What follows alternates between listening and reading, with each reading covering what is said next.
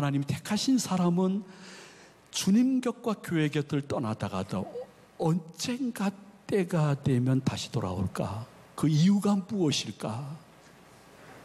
그 이유는 그 사람이 내가 그렇게 할래 독하게 마음을 먹어서 돌아온 것은 아닙니다. 하나님이 선택한 분이기 때문에 원래 위치로 다시 돌아오는 것뿐입니다. 우리들의 마음속에는 유교적인 개념과 우리 한국의 무교적인 신앙이 늘 잔재해 있기 때문에 내가 어떠한 행동을 특별히 함으로 우리는 선택받고 복을 받는다고 생각합니다. 그러나 성경은 그렇게 말씀하지 않습니다.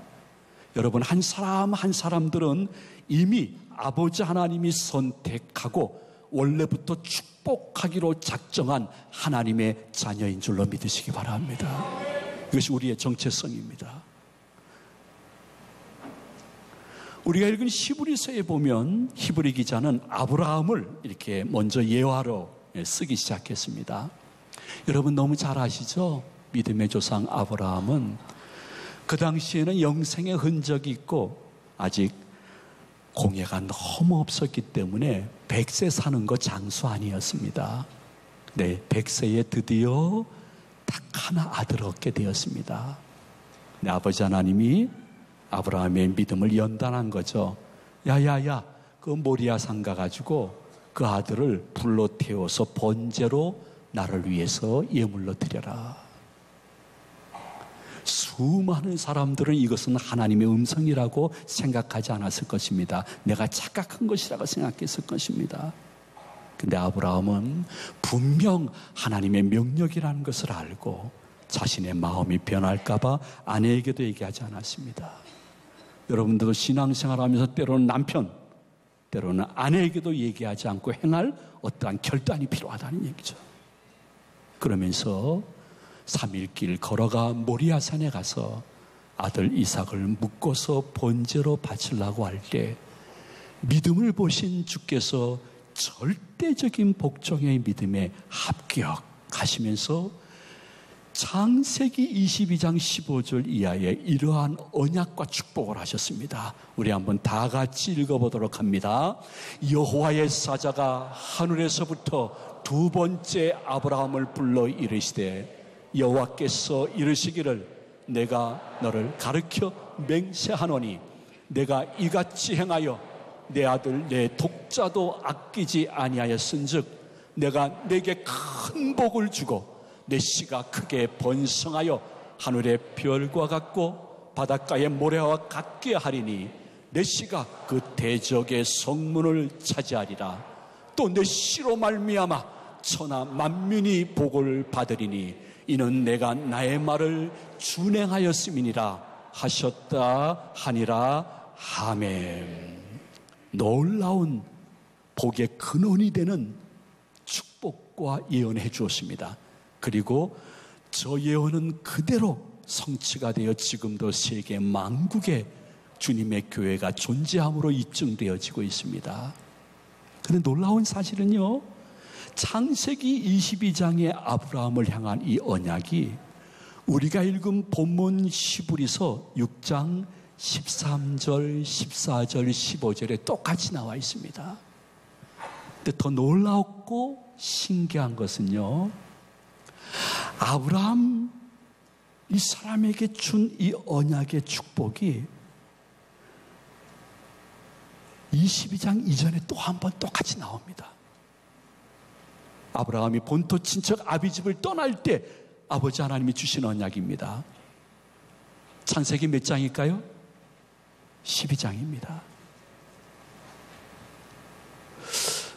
창세기 22장하고 12장은 차이가 많이 시기적으로 있는데 거의 선택과 축복의 내용이 비슷하고 똑같습니다. 우리 한번 직접 읽어보도록 합니다. 창세기 12장 1절 이하를 다 같이 봉독합니다. 여호와께서 아브라함에게 이르시되 너의 고향과 친척과 아비의 집을 떠나 내가 내게 보여줄 땅으로 가라. 내가 너로 큰 민족을 이루고 내게 복을 주어 내 이름을 창대하게 하리니 너는 복이 될지라. 너를 축복하는 자에게는 내가 복을 내리고 너를 저주하는 자에게는 내가 저주하리니 땅의 모든 족속이 너로 말미암아 복을 얻을 것이라 하신지라. 아멘. 또 우리는 의문이 생깁니다. 왜 똑같이 축복의 내용이 같을까? 창세기 12장에는 아브라함이 하나밖에 없는 아들을 번제로 드리는 결단을 보이기 그 전인데 어떻게 축복의 내용을 똑같이 말씀하셨을까? 그리고 솔직히 창세기 22장은 아들 이삭을 진짜로 번제물로 바치려고 했던 믿음을 보였던 그때인데 이때는 조금 더 크게 축복하고 더 많이 축복해야 되는 거 아닌가? 왜 축복의 내용이 비슷할까? 때로는 의심점이 생기게 되어집니다. 그 이유는 딱 한 가지입니다. 아버지 하나님은 아브라함뿐만이 아니요, 여러분 한 사람 한 사람의 어떠한 선행이나 공로나 행위를 보고 선택하고 축복하시는 분이 아닙니다. 그냥 여러분 자체를 창세전부터 하나님의 자녀로 선택하시고 축복하시기로 작정하신 분이십니다. 이 사실을 여러분이 성령의 도움으로 믿음으로 받게 되어지면 여러분의 정체성의 자부심과 삶의 자존심이 회복될 것인데, 그러한 은혜가 이 시간 성령의 도움으로 이슬처럼 임하는 복스러운 성도들 되시기를 소망을 드립니다. 다시 한번 말씀드립니다. 여러분 한 사람 한 사람이 지금 11시 예배에 참석했습니다. 누가 목줄을 쇠로해서 끌고 왔습니까? 아닙니다. 제가 여러분들 예배 참석하게 되어지면 1인당 10만 원씩 주겠다고 말했습니까? 아닙니다. 일주일 내내 우리는 너무 피곤하고 과로로 힘듭니다. 근데 어떻게 주일날 이 시간 내가 이 자리에 앉아 있습니까? 다시 한번 말씀드리지만 우리의 선행과 공로와 고행으로 우리가 선택받고 축복받은 것이 아니요, 우리는 창세전부터 하나님의 자녀로 선택되고 축복받은 사람이기 때문에 여러분이 이 자리에 앉아서 이 말씀을 듣고 있는 것입니다. 이 사실이 너무너무 중요하기 때문에 사도 바울은 에베소서 1장 4절에 이렇게 선포하듯이 말씀했습니다. 우리 한번 다 같이 봉독하시도록 합니다. 곧 창세전에 그리스도 안에서 너희를 택하사 우리로 사랑 안에서 그 앞에 거룩하고 흠이 없게 하시려고. 아멘. 언제 전부터? 창세전부터입니다. 우리는 20, 30대밖에 되지 않은 어떠한 젊은 사람이 너무 풍요롭게 삶을 누리는 걸 보면서 그 사람이 죽을 듯이 일해서 저렇게 풍요롭게 생활한다고 생각한 사람 한 사람도 없습니다. 아, 부모 잘 만났구만. 자식, 부모 잘 만나가지고 이렇게 얘기를 합니다. 선택과 축복도 마찬가지입니다. 우리들도 부모 잘 만났습니다. 그 부모가 아버지 하나님이십니다. 여러분들이 이 부분에 대해서 흔들림이 없고 세상 속에서라도 절대로 다른 혼합 종교로 흔들리지 말아야 될 것은, 이것은 오직 기독교에서 살아계신 하나님이 우리에게 언약한 것인데, 야야야야, 내가 너를 선택하고 축복하기로 작정한 것은 창세전부터야. 네가 태어나기 전부터야. 그러므로 너의 선행과 고행과 좋은 일 여부에 상관없이 나는 끝까지 너를 선택하고 축복한 것을 지킬 것이니 너만 잘하면 돼 하는 주의 음성이 우리들에게 이 아침에 들려져야 되는 것입니다. 저는 그렇게 생각합니다. 20대 30대 어떠한 청년이 이야 그냥 상상을 초월한 외제차, 저 외제차가 수억 되는 거예요. 외제차 수억짜리지만은 무슨 차인지는 알려줄 수가 없어요. 예배 시간이니까 수억되어지는 차를 가지고 쌩쌩 굉음을 울리면서 갈지자로 고속도로를 질주하고 있습니다. 많은 사람들, 젊은이들은 부럽다, 나도 한번 저 차 타고 왔으면 하는 생각을 갖는 건 당연한 것입니다.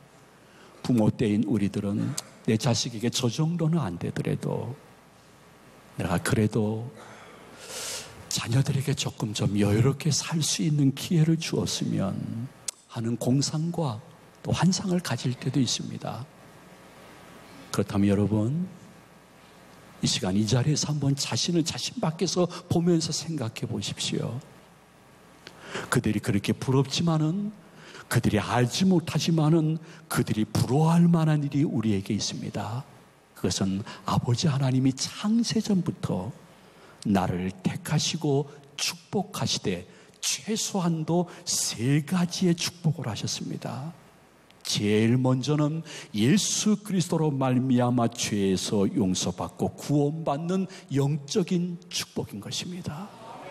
그 다음 이건 계속 매일 매 순간 의식하면 내게 복이 될 것인데, 예수 그리스도가 부활하셔서 나의 삶 속에 매일매일 임마누엘 동행하시는 현세적인 복인 것입니다.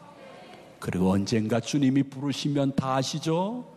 영생과 천국에 돌아갈 수 있는 내세적인 복. 이번 주간에 김관숙 권사님 소천 예배가 있었습니다. 그 자녀의 이야기입니다. 권사님은 잠깐 혼수 상태 속에서 천국을 잠깐 보고 오셨습니다. 너무 좋아, 참 좋아. 근데 하나님이 조금 더 있다 오시래 해서 그 상태에서 깨어나셨습니다. 그리고 얼마 후에 부름을 받았습니다.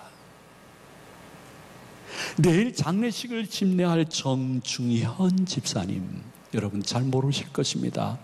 교회 한 자기 예배자리에서 끝까지 암으로 투병해서 입원하기 전까지 자기 예배자리를 지켰던 그 어르신 깊은 암투병 속에서 마지막 순간에는 너무 고통스러우면 마약 수준의 약을 이렇게 주사해서 주무시게 합니다.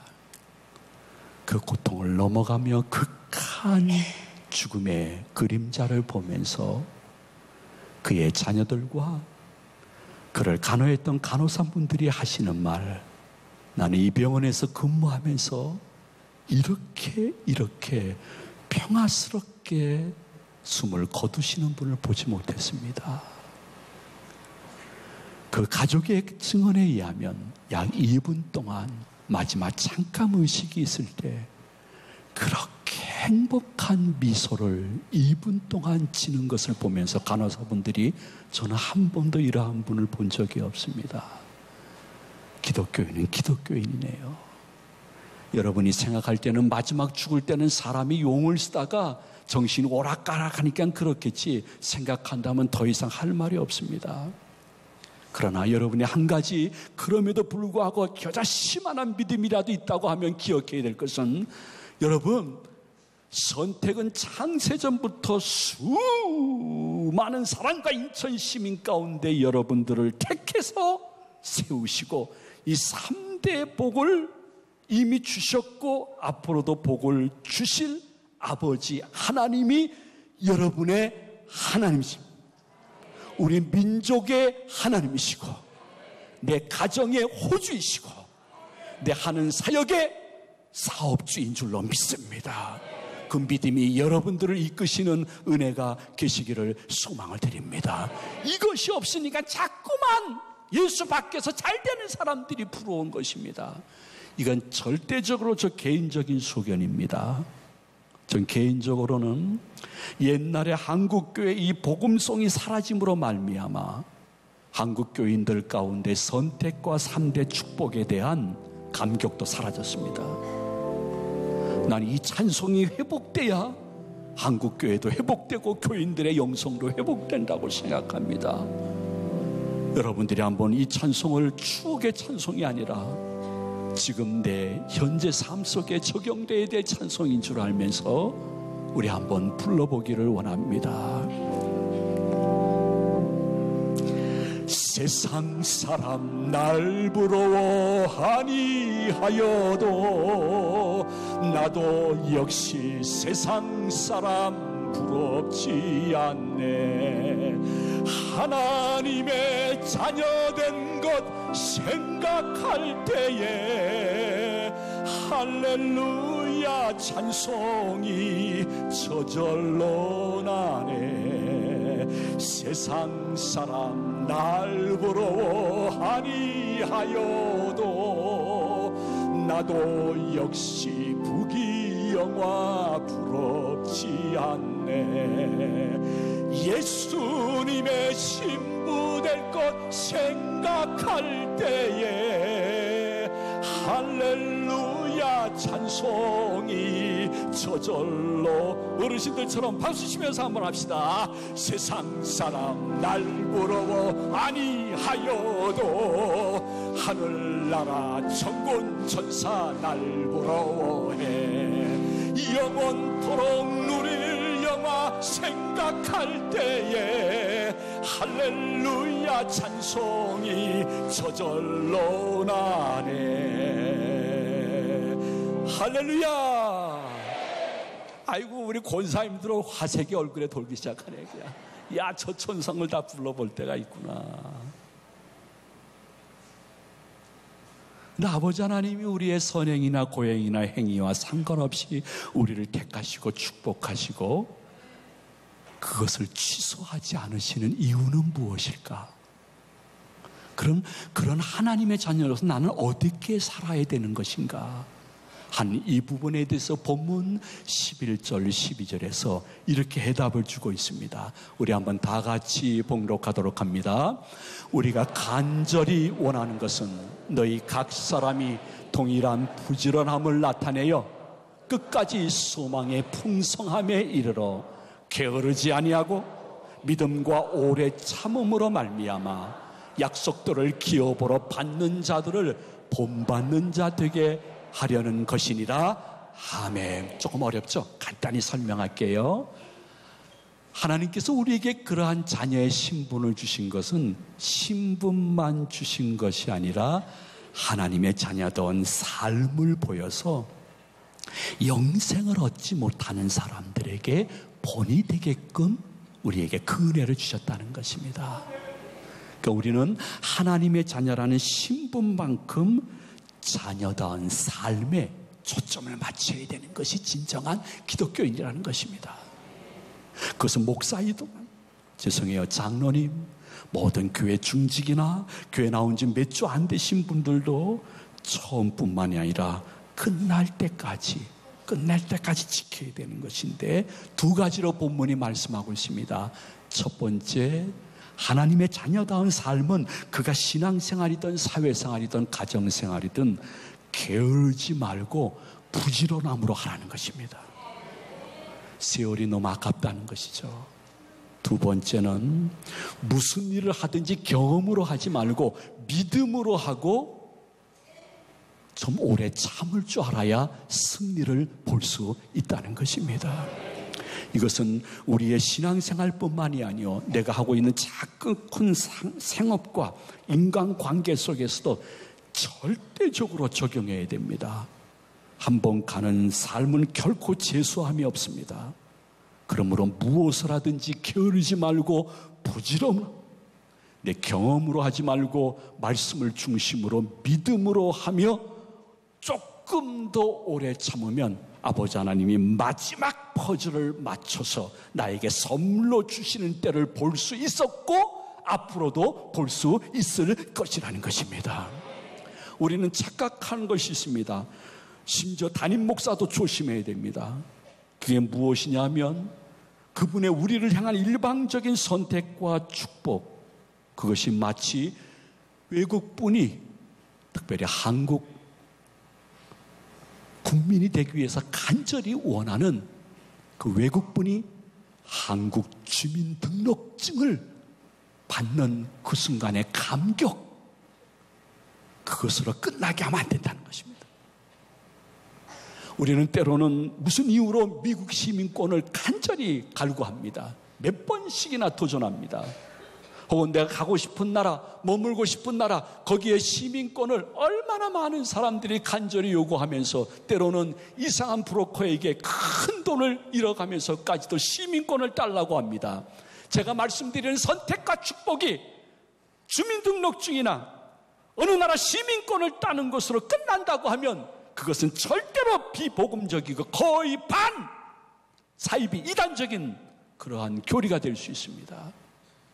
그것에 대한 감사로 말미암아 우리의 삶 속에 부지런하고 믿음과 오래 참음으로 내게 주신 직분과 내게 허락한 삶 속에서 그분의 뜻을 이루어드리며 좁게는 내 자녀에게 더 많은 사람들에게 예수 그리스도의 향기와 편지가 되기를 원하는 그분의 마음을 읽을 수 있는 우리 제2가족 모든 분들이 되시기를 소망을 드립니다. 목사님들을 만나면 기회가 되어지면 자기 교회 교인들을 자랑하고 싶은 마음이 항상 있습니다. 제 선배 목사님도 그렇습니다. 꼭 무슨 아버지가 딸 자랑하는 것 같습니다. 날 만나더니 내가 물어보지도 않았는데 이 목사님 우리 교회 나온 지 10년도 안 된 여집사인데 아이고 좋은 소식을 내가 들었어요. 말씀해 보세요.